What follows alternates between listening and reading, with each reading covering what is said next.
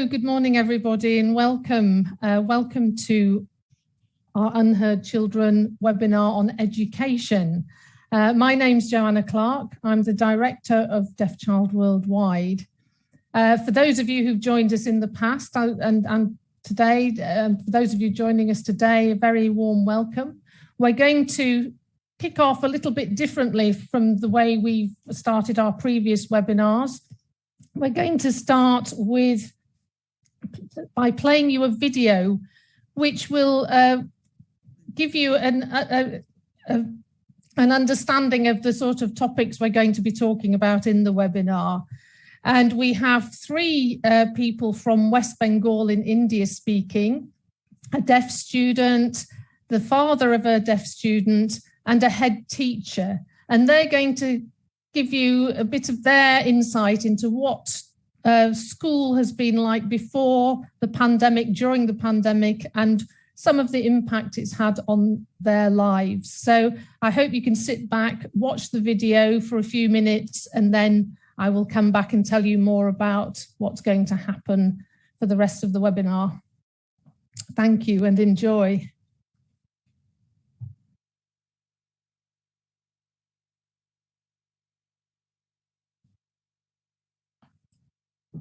নমস্কার, আমার নাম রাহুল সাধুখা।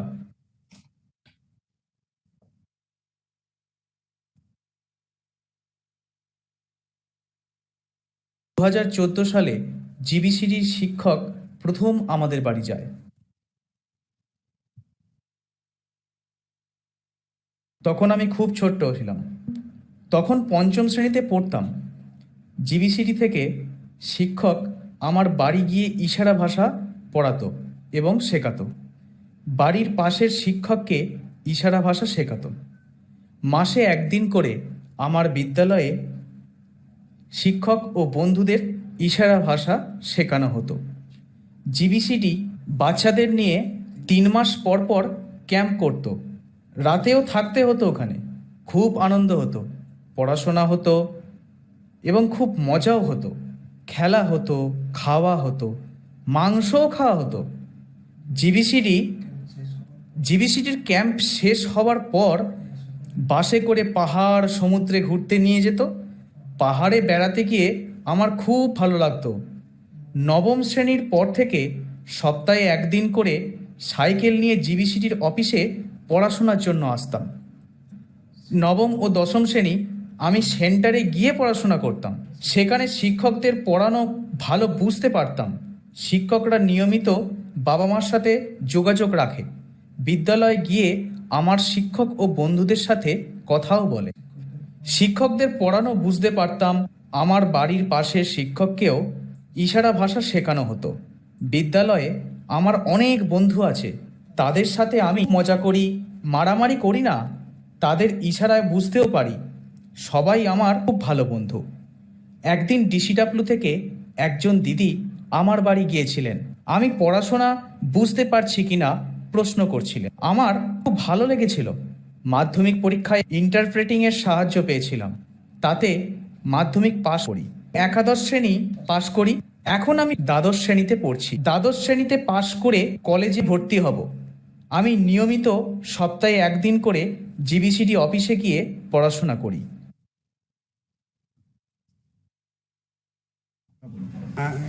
বাংলা ভাষা ও তো বাচ্চা তো কানে শুনতে পায় না। আমরা ইশারাভাবে মানে এমনি ঠাড়ে ঠোরে ইশারাভাবে তাকে শেখাতাম। কিছুটা বুঝতে পারতো, সম্পূর্ণ না বুঝতে পারলেও কিছুটা বুঝতে পারতো। গ্রামের মাধ্যমে আমরা ইশারা ভাষা ট্রেনিং পেয়েছি। এই ট্রেনিংয়ের মাধ্যমে আমরা ইশারা ভাষা এখন শিখেছি কিছু কিছু। আর বাচ্চার মা সবথেকে বেশি ভালো ইশারা ভাষা শিখেছে। ওই বেশিরভাগ আমার বাচ্চাকে শেখায় বা আমরা এখনও ওই ইশারা ভাষাতে টুকিটা মানে বোঝাতে পারি। পেশাগতভাবে মাঠে কাজ করি। এখন 10 ক্লাসে মানে 10-এ পড়ছি। আমার বাচ্চাকে ভালোভাবে সব শিখিয়েছে। যেমন মা বলতে পারতো না, বাবা বলতে পারতো না, সব কিছু শিখিয়েছে। দাদা বলতে পারতো না, বোন বলতে পারতো না, সব কিছু শিখিয়েছে গ্রামের। এবং কিভাবে শেখানো হয়েছে 1 2 3 4 5 অ আ ক খ এ বি সি ডি সব কীভাবে শেখানো হয়েছে সব গ্রামের শিখিয়েছে।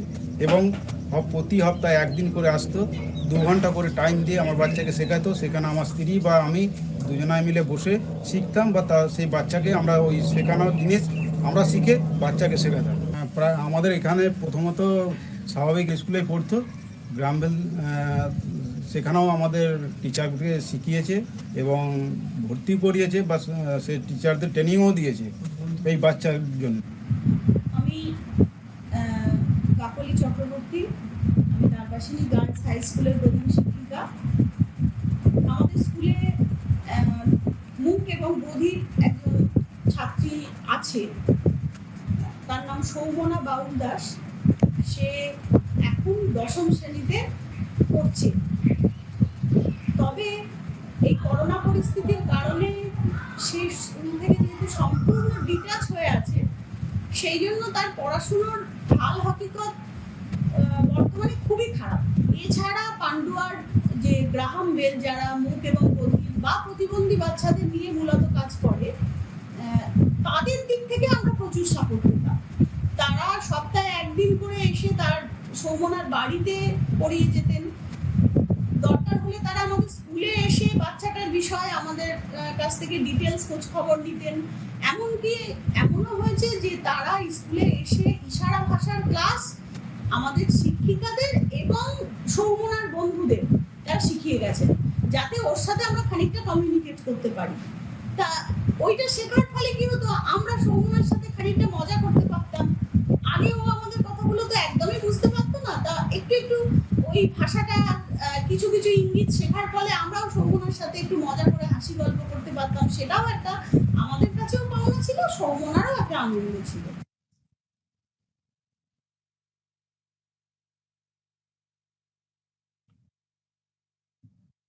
2020 থেকে করোনা শুরু হয়েছে। প্রথম 3 মাস পড়াশোনা খুব ভালো হয়নি, বিদ্যালয়ও বন্ধ ছিল, খুব সমস্যা হয়েছিল। তারপর জিবিসিডি থেকে বাড়িতে গিয়েছিল শিক্ষকেরা এবং কিছু প্রশ্ন উত্তর ফোনেতে পাঠিয়েছিলেন। বিদ্যালয় বন্ধ ছিল, কিছুদিনের জন্য বিদ্যালয় খুলেছিল, কিন্তু তখন খুব অসুবিধা হয়েছিল। শিক্ষকরা মুখে মাস্ক পরেছিলেন, তাই তাদের পড়াশোনা বুঝতে খুব সমস্যাও হচ্ছিল। বিদ্যালয়ের বন্ধুদের সাথে দেখা হচ্ছে না, খুব মন খারাপ, খেলাও হচ্ছে না, ক্রিকেট খেলতেও পারছি না। মন খারাপ বলে চুপচাপ বাড়িতে বসে আছি, বিদ্যালয় বন্ধ। 2 বছর লকডাউন চলছে, বেশিরভাগটাই তো পড়াশোনাটা খুব খারাপ হয়েছে। কারণ হচ্ছে স্কুল খোলেনি, গ্রাম বেলে সপ্তাহে একদিন করে আসতো, কিন্তু মাঝখানটায় একবারই আসতে পারেনি, কারণ সেই সময়টা একেবারেই বন্ধ হয়ে গেল। তারপরে আবার ফিরে যখনই চালু হয়েছে, সীমিত হয়েছে, মানে শিথিল হয়েছে, তখন আবার গ্রামবেল থেকে আসতে শুরু করে। এখন বর্তমানে বেশিরভাগটাই লকডাউনের পরিস্থিতিতে এখনও তো স্বাভাবিক হয়েছে, কিন্তু লকডাউন রয়ে গেছে। গাড়ি ঘোড়া খুবই সংকট আমাদের এখানে।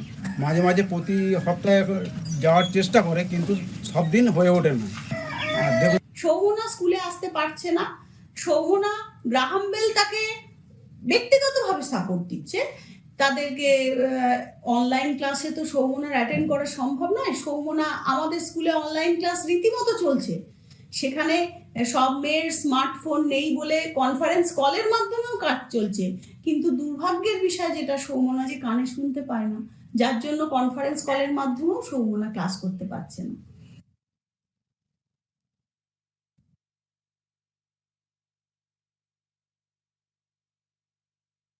হ্যাঁ, আমরাও চাইবো যে সৌমনা অনেক দূর এগিয়ে যাক, কিন্তু সেই এগিয়ে যাওয়াটায় আমরা বোধহয় সৌমনার সঙ্গী হতে পারবো না। কারণ আমরা তাকে সেই সাপোর্টটা দিতেই পারবো না যেটা তার প্রয়োজন। তার দরকার 1-to-1 ইন্টারাকশন, সেই সাপোর্ট আমরা দিতে পারবো না। তবে গ্রাহাম বেল নিশ্চয়ই সৌমনাকে সাপোর্ট দেবে, এবং যদি সৌমনার ক্ষেত্রে কোনো ফাইন্যান্সিয়াল সাপোর্টের প্রয়োজন হয়, সেক্ষেত্রে আমরা সবসময় সৌমনার কাছে আছি। তবে সৌমনা অনেক দূর এগিয়ে যাক, অর্থনৈতিকভাবে স্বনির্ভর হোক, এটা তো অবশ্যই আমাদের কামনা। করোনার জন্য, করোনা ভালো হয়ে যাক, বিদ্যালয়ে আবার খুলুক, বিদ্যালয়ে যাব, পড়াশোনা করব, খেলা করব, বন্ধুদের সাথে কথা বলবো, পড়ব, উচ্চ মাধ্যমিক পরীক্ষা দেব এবং পাশও করব, কলেজে ভর্তি হব, কলেজ পাশ করব, তারপর কাজ করব, বধির বাচ্চাদের পড়ানোর জন্য শিক্ষক হব। আমার পড়াশোনায় সাহায্য করবার জন্য ডিসিডাব্লিউ এবং জিবিসিডিকে অসংখ্য ধন্যবাদ। গ্রামবেল থেকে সাপোর্ট নিয়ে পড়াবো। এখনো পর্যন্ত উচ্চ মাধ্যমিক পড়াবার পর যদি কোনো কাজ বাজ পায় সেই আশায় আমরা এখনো পর্যন্ত পড়াবো।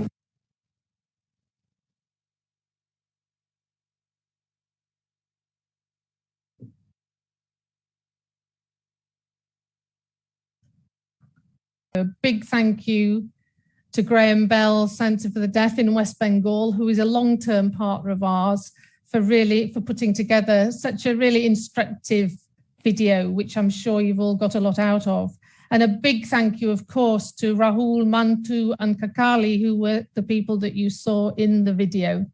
And I really particularly thank them for sharing their stories and for being so open and honest about some of the issues facing them.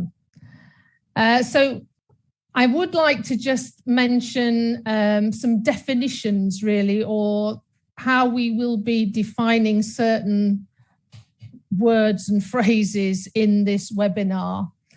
At Deaf Child Worldwide, when we refer to deaf children, we're referring to children with all levels of deafness. So that's mild, moderate, severe and profound deafness.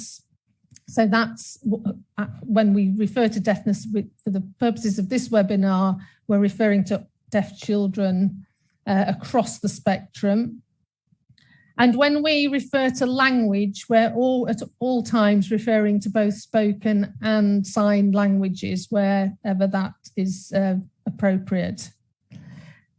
Given the topic of the webinar, we'll obviously be talking about education, and no doubt we'll be talking one way or another about inclusion and inclusive education.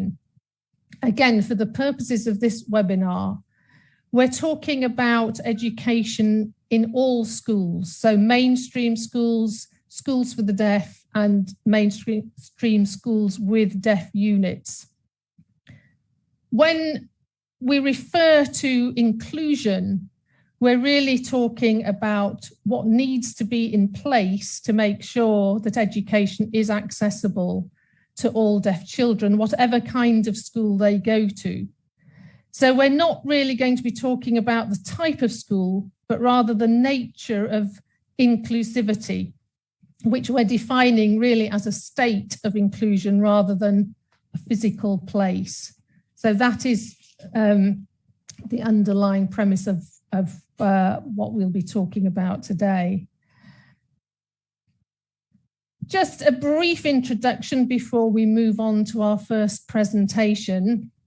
I would like to share with you what nearly 20 years of experience and observation Deaf Child Worldwide has after working in developing countries with deaf children and their families. And unfortunately, from our experience and from our research, we know that most deaf children in developing countries either don't go to school. If they do go to school, they often drop out early. And very few make it to secondary school, let alone any sort of further education. And of the deaf children who do reach the classroom, many will never get a good education. I mean, time and time again, we hear our partners telling us, and we observe for ourselves, that children can be sitting in a classroom, but really understanding almost nothing because the education is simply not accessible to them. And I would say that this is not only in mainstream schools, this is in every type of school. I mean, deafness in itself is not a learning disability, and with the right support, deaf children can achieve, we know, as much as their hearing peers. But in developing countries, for the most part, there are very few opportunities for deaf children to develop language at an early age. They'll often struggle at school because their language abilities are so far behind that of their hearing peers. And in fact, our research shows that a large number of children can have up to 10 years deficit in developing language skills compared with their hearing peers. That's the situation. That's been the situation over the last 20 years and long before that. For the past 18 months, of course, it's been an even worse situation, if that's possible, because most children, all children, including deaf children, have been at home and unable to go to school. We heard on the video that we just saw that in West Bengal, the schools have been closed for over 18 months now. So we will soon be hearing from some colleagues who've researched a little bit more about what this experience meant for some young people, deaf young people during this period. So I think the message really for today is that when we're talking about deaf education for deaf children, and when we're talking about the future, we have to be talking about a different future. We're not talking about going back to new normal. We hear a lot about building back better. Well, I mean, now is, let us hope, an opportunity to really reflect on what has been wrong with education for deaf children for so long, and how we can learn from that, from the current experiences of children trying to continue their learning at home, and what we need to do to make education properly accessible in the future. And now we're going to find out a bit more about the experiences of deaf young people and education during the pandemic. As I've said before, for 18 months now, schools in West Bengal have been closed. And we have been doing some research at Deaf Child Worldwide to find out from deaf learners themselves about their experiences and what it's been like for them and what effect it's had on their future plans. So I'm really pleased to introduce Karina Philpott, who is Deaf Child Worldwide's International Monitoring, Evaluation and Learning Advisor. And Karina will be co-presenting the findings from our research with Pallabi Seth, who is a research consultant based in West Bengal and who's been leading on data analysis of the project. As questions spring to mind as you watch the presentation, please put them in the chat box, because we will be following the presentation with a panel discussion. And we will be trying to collate as many of your questions as possible and trying to spend some time answering as many of them as possible when we move into the panel discussion. So without further ado, I'll hand over to Karina and Pallabi. I'd like to start by expanding on why Deaf Child Worldwide has commissioned this research. We work closely with 11 partners in South Asia and East Africa, and from them directly, we have learned a great deal about the ways that they have had to adapt their interventions as a result of the COVID-19 pandemic so that they could continue to provide the necessary support to deaf young people and their families. However, we wanted to make sure that we had the facts as well as a deeper understanding of what it has been like for deaf young people themselves during the lockdown, especially as the rest of the world tries to figure out how we can build back better, a key theme of this webinar, as we resume our new normal. We felt it was important to listen to the voices of those we are trying to help directly. So with 3 partners located from across the state of West Bengal, we decided to focus on the issues of access that deaf young people have had to learning resources and support, what worked, what didn't, and whether the pandemic has affected their motivation and plans to continue education. West Bengal is a state in eastern India between the Himalayas and the Bay of Bengal. Its capital is Kolkata, where one of our partners is located. The other 2 partners are located in more rural areas. The deaf young people involved in this research from low-income communities, they have faced late diagnosis with their family new to deafness and in need of help to understand what it is and how to support their child. Ideally, a deaf child should be diagnosed soon after birth so that family can immediately receive support and information. most importantly, in how to create a language-rich environment for the children. Language is fundamental for their development, and without it, learning is impacted. Unfortunately, children in this region can be sometimes 6 years old before they are diagnosed, which means they will be delayed in their language development when starting school. However, for the group of deaf young people involved in this research, they and their families have received ongoing support from our partner organizations for many years throughout their primary school education, and they are now attending secondary school, which many hearing children of their background do not get the opportunity to attend. So this group of deaf learners have had opportunities and access to support that most others would be missing. So our first objective of this research was to understand issues of access to devices, learning materials, and different types of support. What we found was that 68% of the respondents had access to a smartphone for their learning. Only 9% said they had access to a television for their learning. And almost a third had access to no devices at all. And those who had no devices were all from one of the 2 rural locations, which is an important thing to note, as it reminds us that there can actually be differences in rural areas, as there can also be in urban areas. We can't assume that rural areas are all going to have the same attitudes and practices towards digital devices. What this really shows us is that clearly online or hybrid support doesn't currently work for a third of this group. We know that West Bengal government provided TV lessons in collaboration with a private TV channel, and that solved question test papers were made available online to download. We know from the survey that a very small minority of the group had access to a TV, and we are aware that these lessons do not include sign language interpretation or subtitles.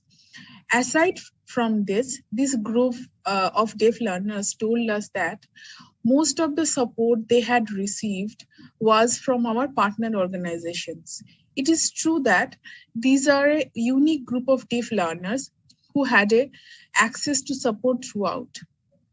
There will be many deaf learners who had none of the support that these organizations were able to provide.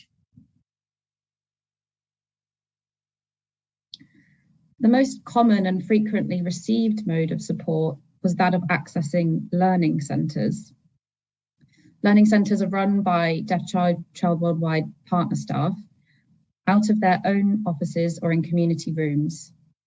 They're a core part of the current project being run by the partners, as it was thought that centre-based support would be better suited for secondary school students rather than one-to-one support at home.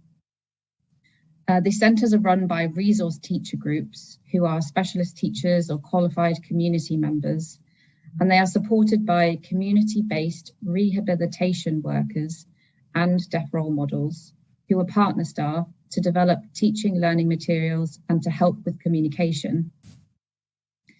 Deaf learners found that they could understand lessons at learning centres the most out of the forms of support that they were asked about. Only 19% received any direct support from a school teacher. This was either online or at a home visit. And of these, they were mostly located in Kolkata. And despite having access to a school teacher, they still told us that they preferred learning centres as well as online support from our partner staff.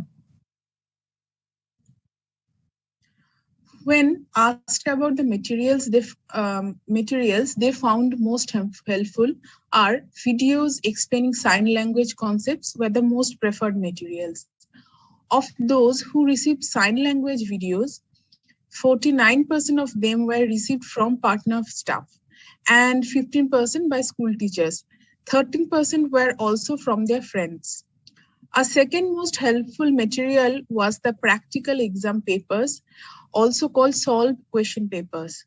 Of those who received these, 58% received them from partner staff, only 2% were given practice exam papers by teachers. The majority of the group reported that they have started going back to school occasionally or regularly. Over a third have not been to school at all, and only 13% have said that they won't complete their board exams or school education. Of those who have started going to school, they told us that they felt happy being back. And one of the main reasons that they felt happy was because their friends were there to help them with their studies. More of them selected that they felt happy because their friends were helping them than because their teachers were helping them. For the small number who liked studying at home, the main reason was also because their friends were helping them. So friends are clearly an important part of the lives of these young people when it comes to their learning.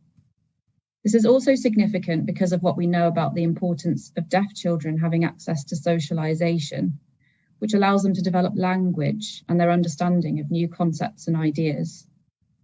This is something to which deaf children are at a disadvantage because they have less access to incidental learning. The significance of friends in this survey supports findings that we've also had from other evaluations that we've done, where the importance of peers and friends has emerged as a strong theme. We could see several ways that female deaf learners were at a disadvantage to their male counterparts. This is in the fact females mostly accessed family-owned and shared smartphones, where males mostly own their own smartphone. We also found that females were less likely to receive support from their family and community when asked for it. Of the small number of deaf learners who planned to stop their education, the majority of these were females living in rural areas. So as you can see, this survey has given us a lot of information, some that is surprising, some that's not. It's also given us a lot more questions. In particular, we want to know more about why these deaf learners have preferred learning centres, sign language videos and solved exam question papers. We also want to know about how their friends helped them and also what their experience has been like for those who did receive some support from school teachers. And this is why our research was designed with a second phase, where we're collecting case studies this autumn to help us fill in some of these gaps. With this, we plan to find ways to share what we know about the gaps in education support that our partners are filling, and also about the preferences that deaf learners have to learning. The COVID-19 pandemic is by no means over, and we could see school closures continue for years. So it's important that we build the evidence base and what works and what does not for deaf learners during periods of remote learning, so that they do not experience further disadvantage. Thank you.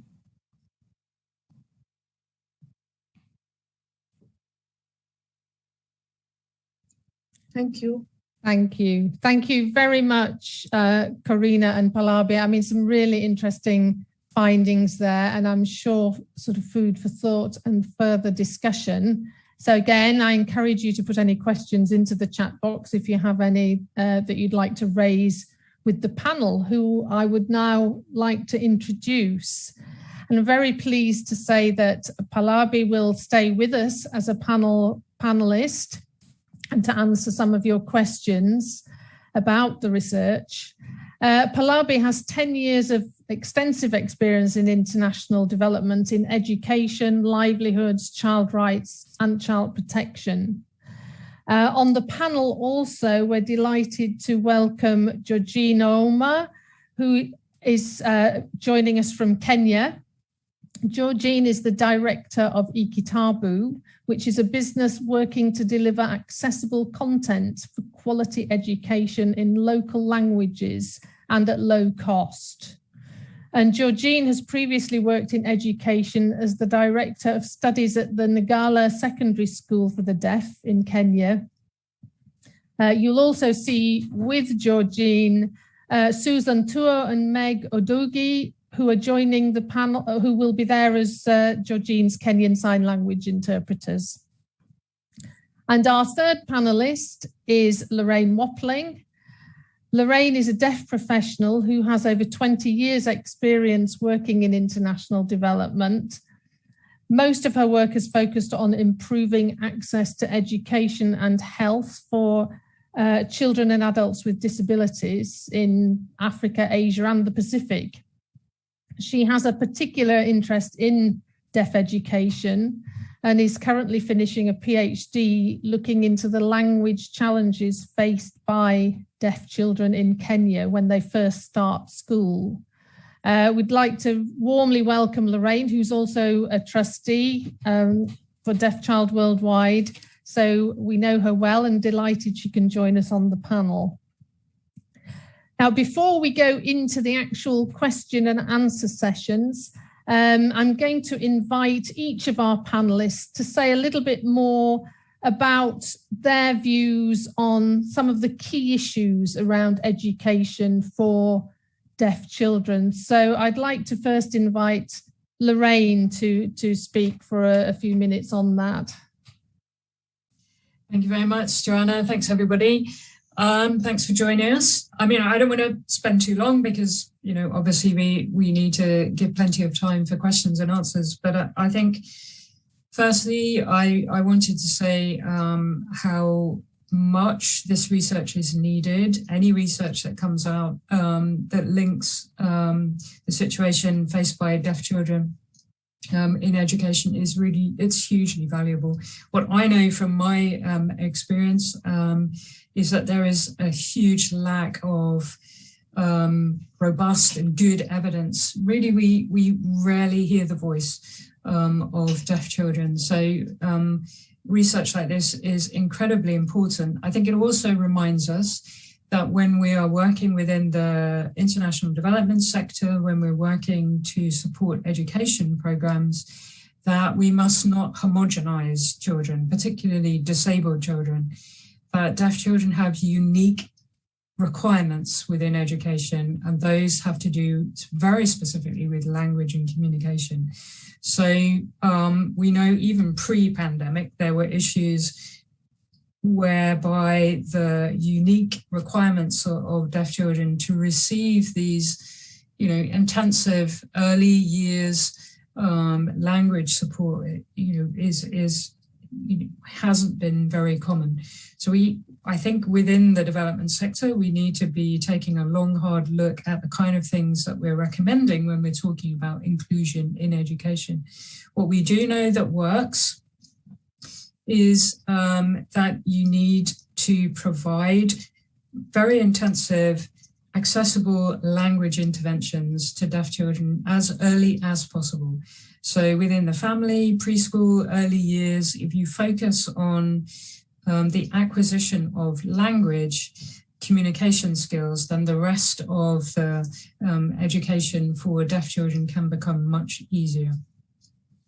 So I think a huge lesson that we can take from the experiences of the pandemic is that, you know, we need to hear from a broad range of potential recipients, stakeholders, beneficiaries, what their requirements are. Because if you don't, then you lose out. And what we heard from the videos, what we heard from the research is that because the needs of deaf children were not being built into the responses that we're providing, huge numbers of deaf children have gone without education for 18 months up to 2 years and will continue to do so, you know, until their particular requirements are met. So I think I'd like to just stop there and then hopefully stimulate some good questions from our audience, but I'll pass over to our next speaker now. Thank you very much, Lorraine. And I'd like to invite Georgine to give a short presentation. Thank you.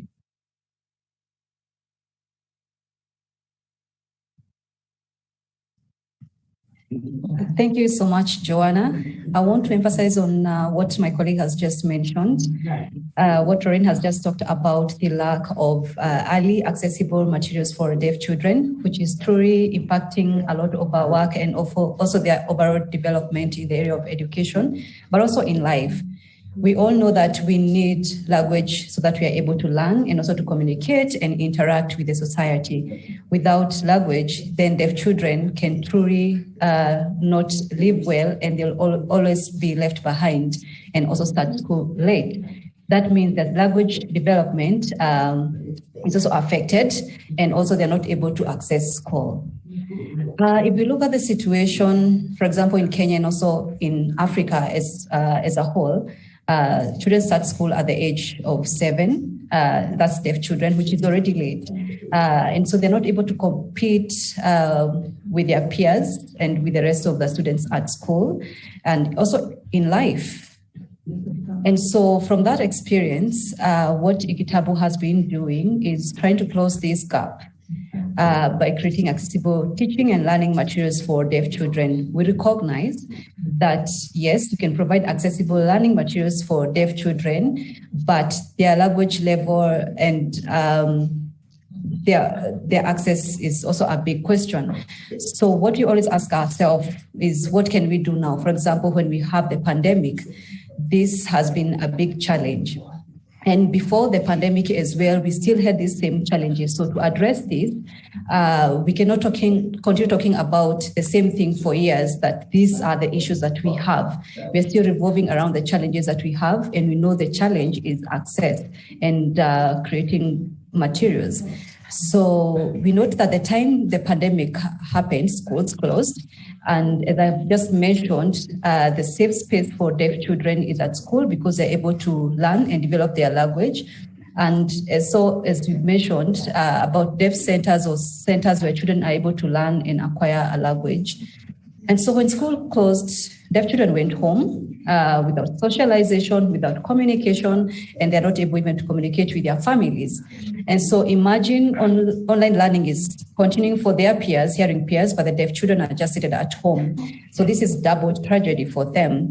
And this is because they're not able to access materials, which were still not accessing before they closed school. That's before the pandemic.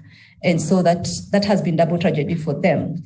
So to address that, we have seen a good example of community centers where deaf families and families of deaf children and in the community, they learn together. This is a key for deaf children so that they're able to continue with their education life. So we need to invest in inclusive early childhood education for deaf children, so that they're able to access early childhood education as close as home as possible.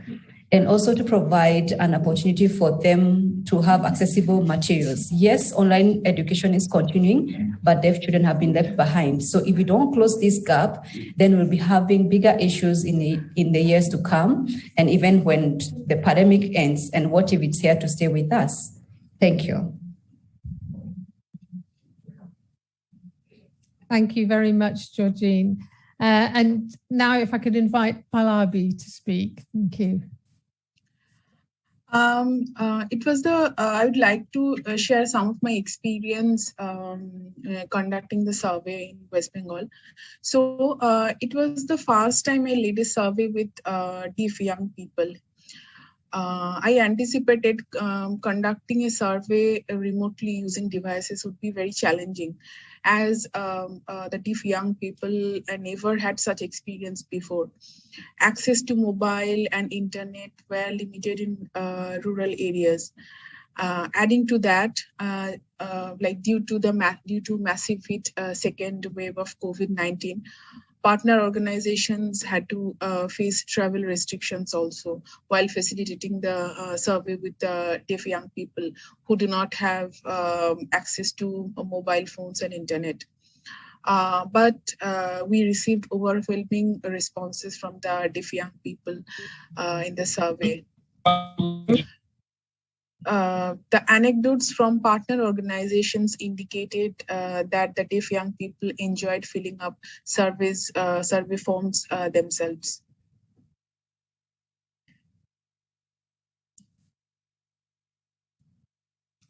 Great, thank you very much, Pallavi. And I think now we can go into a question and answer session with the panel. if everybody's ready. Thank you. I just wanted to start really by going back to the video, and in particular the video of the head teacher speaking, because she was, I think the head teacher, you will notice, was very sort of clear about not feeling that she and her school were not able to support a deaf child. And I wonder, perhaps to start by asking Lorraine, do you think this is typical of what you've come across in different regions of the world? Yeah, thanks, Joanna. Yes, this is not unusual, especially when you've got very limited numbers of deaf children in a particular school. Then it can be really, really challenging for the school to provide the kind of support that an individual requires, really. But I think it's really, really important that we don't lose sight of the fact that, all children have a right to access education. The access system should be designed around their requirements. So, this is not an unknown quantity. And there, whilst the pandemic itself was obviously a shock to everybody, there has been plenty of time to rectify, and so I think time for excuses is over, really. There is enough knowledge out there. It's about being able to have conversations with, organizations that do have expertise and could provide support. It's just channeling that support in the right, in the right direction, but it's having the will, and understanding that this is such an important thing to be able to do. So I think, we should stop making excuses and just get on and do what, needs to be done, really. But yeah, it's pretty typical. Yeah, thank you, Lorraine. And I wonder if I could ask Georgine the same question, really. And, is this something that you've come across in your work, the fact that schools just don't know really how to support deaf children and don't feel that they have the right equipment or training to do it?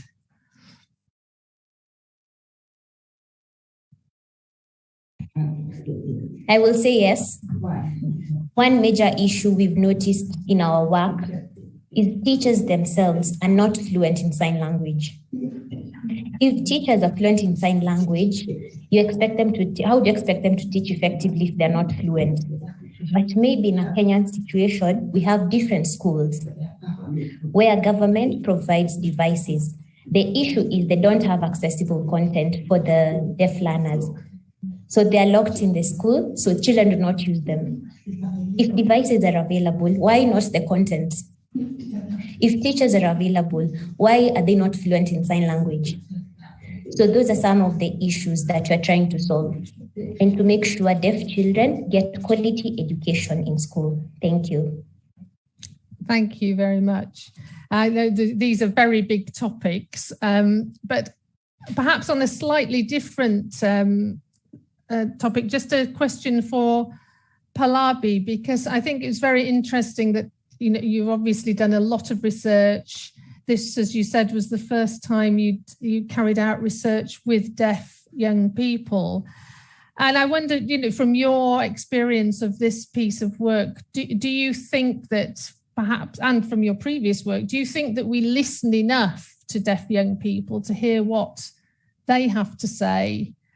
And what do you think we've learned about making it more possible to listen to the voice of deaf children? I know you used some quite interesting approaches, and you said that they enjoyed completing the forms on their own. Yeah. Like as I mentioned that since using devices for the survey, I felt that it will be challenging for them because most of them, especially in rural areas, don't have any mobile phones and internet. They never used. And the students who have used mobile phones, but they never did such a survey. So it was a bit challenging for us, but in a survey, we had sign language videos included with every questions, and all are done in a local language, like along with the English, there was Bengali written over there, and also there was interpreted videos, sign language videos there. So it helped the deaf young people to understand and to answer in a better way. And also since like before formulating the design of the survey tool, we discussed with the partners organizations, like what will be the best approach of asking questions. So we try to keep all of the answers close-ended, and to help them feel the answer easily. And also we ask them to answer the questions that are related to their life, like we started with asking them, how was your life during the pandemic, and how what are the devices you used during the pandemic, and what were the modes of your learning, like online mode or learning center. Have you accessed a learning center for your studies? Whether you get any support from your school teachers, and also we asked about their most preferred learning materials, because throughout the period there are schools were closed, and also during the lockdown they are also unable to access the learning center as well. So what were their preferred learning materials as well? And most importantly, we also asked them, like, in this prolonged period, how much support you got from different people, like your friends, your family members, your school teachers, and above all, our partner staff. So and also we asked them, like, what is your plan in the next, will be you complete your education, and if you not, so what is the reasons for that? And in our survey, most of the children are from secondary classes, and a few are from higher secondary classes. So we asked them, like, what is your plan? So they will share their thoughts, and I felt that from the answers, none of the answers they have skipped. They answered every questions, and with due attention. Like, when we ask them to you can choose more than one answer, so in those questions they have chosen more than one answer as well.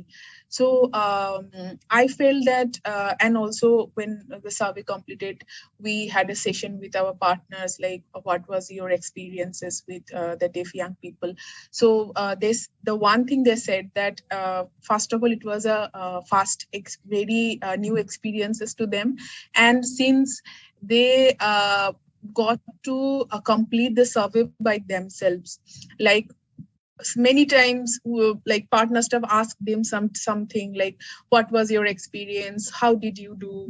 But this time they got the mobile phone, or got the devices, and they were able to log their experience by themselves. So it was very new to them, and they enjoyed really well. That's great. Thank you very much, Pallavi. I think it was very interesting to know how much the young people really did engage with this whole process. We've got a couple of other questions coming in, and one very big question. I might start with asking Lorraine, how early should we be starting education for deaf children? Well, that's what I mean. That's how. Yes, I mean as early as possible. I mean, early identification is really crucial because that's the point at which interventions, need to start. Because that the children from that point onwards, you have enough knowledge then to say, okay, we're going to have to support this language learning process. But I think it's really important to remember it's not just about language, it's also about socialization, because if you miss out, on language, then you're also missing all sorts of other bits and pieces of information which are really, really important for you as an individual, placed within your community. And that's what makes going to school really difficult for many deaf kids. So, as early as you possibly can, ideally from the point of identification. Yeah. Great, thank you. I mean, I think, well, it's not the same subject, so I'm going to go on to another question, and I think some of the probably some of the points you would want to raise will come up in all of them, in the answers to many of them. But there is a specific question here, and I might ask Georgine to answer, to give us her thoughts on this. And this is, why did we not prepare for deaf children's education in a pandemic? Hearing counterparts are always ahead.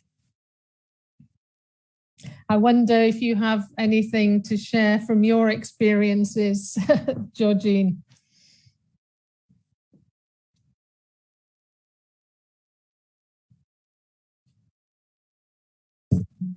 That's a very good question. But historically speaking, education for deaf children has always been delayed. And I think the shock that the pandemic brought about caught us unprepared. As always, if you're talking about issues of deaf children, we are talking about lateness and delays. So why we were not prepared for deaf children education during the pandemic, I don't have a very honest answer, but I would say that as we have always had, deaf children are always forgotten. What do we do about that? I think this is a time to have the conversations. So when we are talking about education right now in general, we need to include education for deaf children and to make sure that next time we have these issues addressed, and that's in regards to deaf education. And this is the point of conversation. Thank you. Thank you very much, Georgine. Lorraine, did you want to add to that?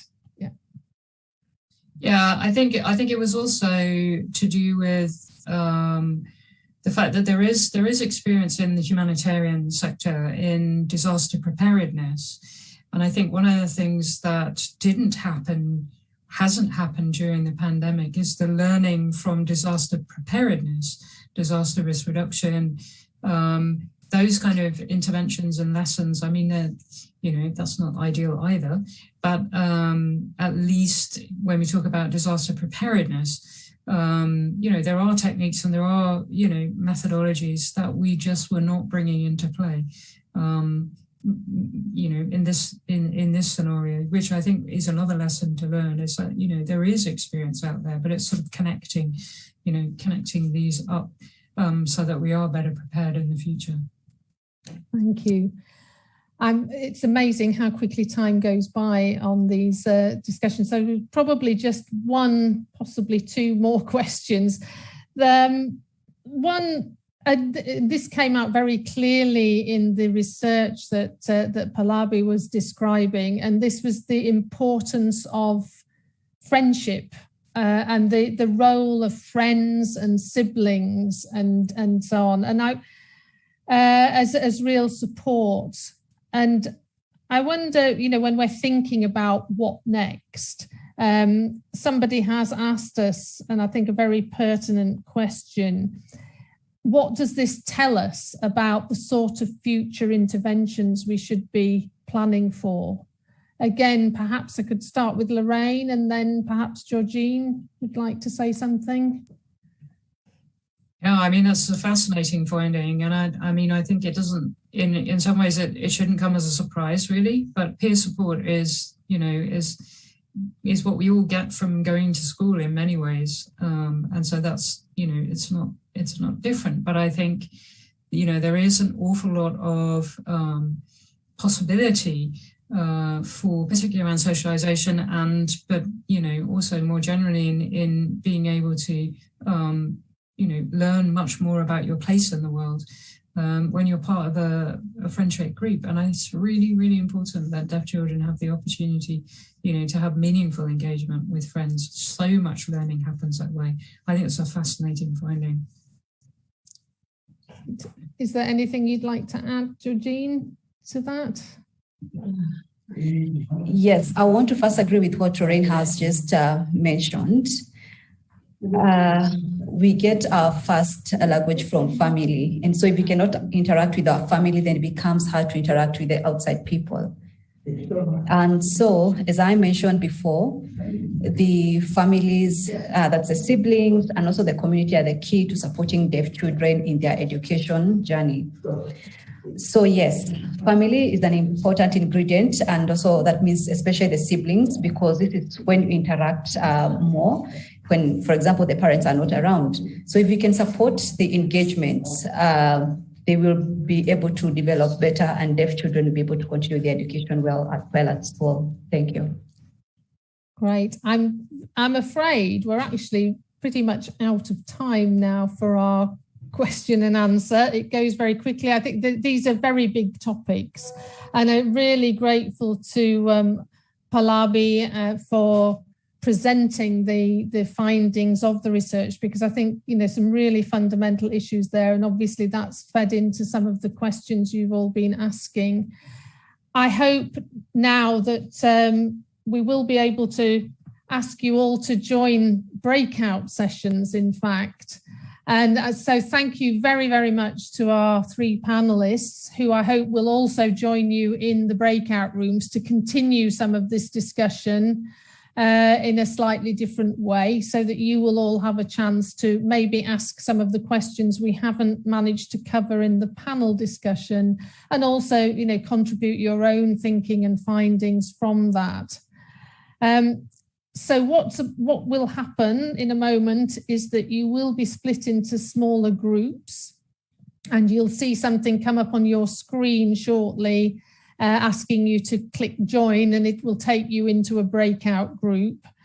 The breakout groups will discuss for around about 20 minutes, and then we'll come back to the main room for the end of the session. There will be facilitators in the breakout rooms. We won't have feedback afterwards, so it's really just an open discussion. And, I really hope you're able to get the benefit of lots of different professionals from all over the world who are with us today. So thank you very much. And I look forward to seeing you when you come back from the breakout rooms. And you'll be when you do go into the rooms, please do switch on your cameras and unmute yourselves so that you can properly take part in the discussion. So I'll see you shortly. Oh, thank you. Thanks, everybody.